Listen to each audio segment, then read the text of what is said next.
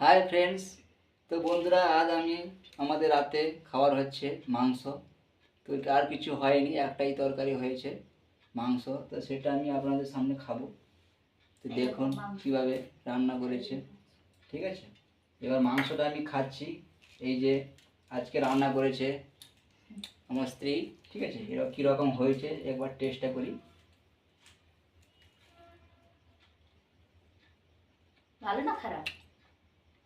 Super. তো বন্ধুরা, খুব সুন্দর রান্না করেছে মাংসটা, খুব সুন্দর হয়েছে আজকে রান্নাটা।